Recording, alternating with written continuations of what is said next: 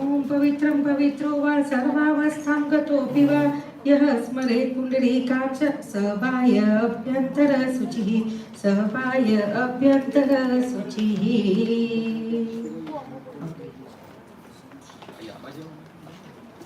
प्राणायामः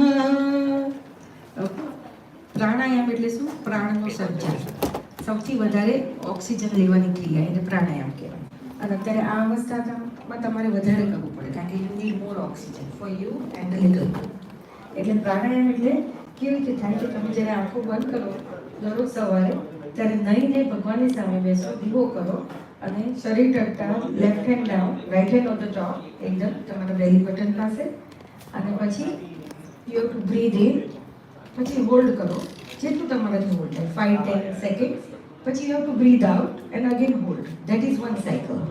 અને જ્યારે આપણે બ્રીથ ઇન કરીએ તો વિચારો કે સવિતા દેવતા એટલે સૂરજ દેવતાનું તેજ યલો ઓરેન્જ કલરનો સ્મોક અંદર આવી રહ્યો છે અને it goes in all my cells. એટલે મારે બધા જ કણમાં મને ઓક્સિજન મળી ગયું છે. તમારે વિચારવું કે મારા બાળકને આ શુદ્ધ ઓક્સિજન જે છે ભગવાનનું તેજ છે એ મળી ગયું. અને જ્યારે બહાર શ્વાસ કાઢીએ, એક્સહેલ કરીએ, વેન યુ બ્રીથ આઉટ તો think with carbon dioxide black smoke is coming up. અને બ્લેક સ્મોક એટલે શું?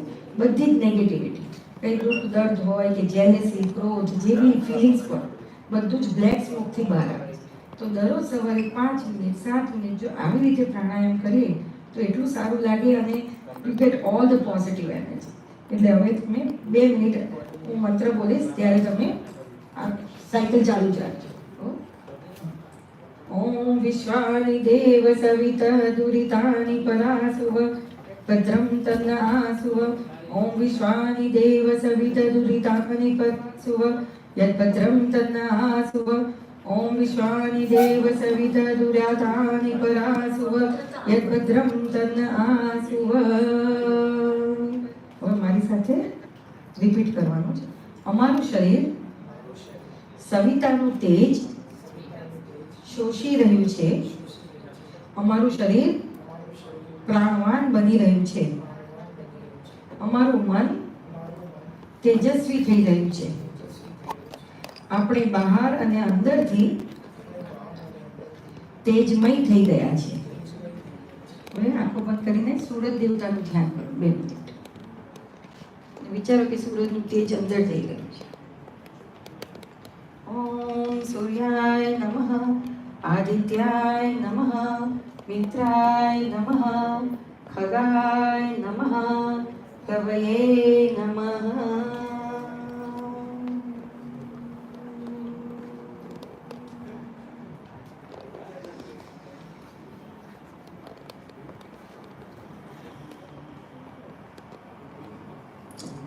Slowly you can open your eyes.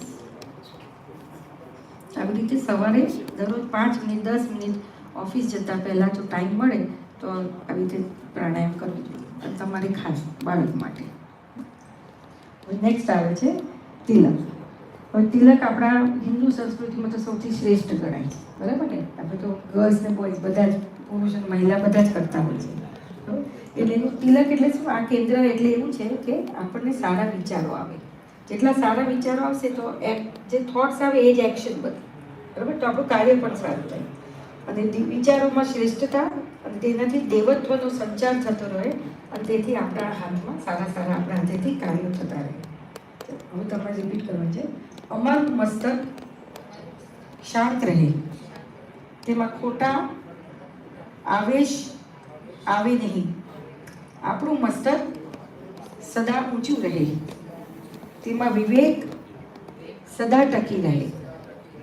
આ તમને હું રિપીટ એટલે કરાવું છું કે વેન યુ સ્પીક બાળક સાંભળે છે અને એ જ સંસ્કાર બાળકને અત્યારે ગર્ભમાં મળે છે. જ્યારે બાળક 3 months થાય ને ત્યારથી એનું બ્રેન ડેવલપમેન્ટ ચાલુ થઈ જાય અને ત્યારથી તમે જે બી ઘરમાં બોલતા હોય, કરતા હોય, પૂજા પાઠ કરતા હોય, મૂવી જોતા હોય કે ઝઘડો કરતા હોય, એ બધું જ બાળક સાંભળે. એટલે અત્યારે આ દિવસોમાં વધારે એવું વિચારવાનું કે આપણે સારું કરીએ જેથી બાળકના સંસ્કારમાં અત્યારથી સારા ગુણો આવે, બરાબર? હવે તમારે એકબીજાને તિલક કરવાનું છે. પાણી નાખી દો. હવે એમને નાનકડું જ કરજો. હા, અને તમારે 2 આંગળીથી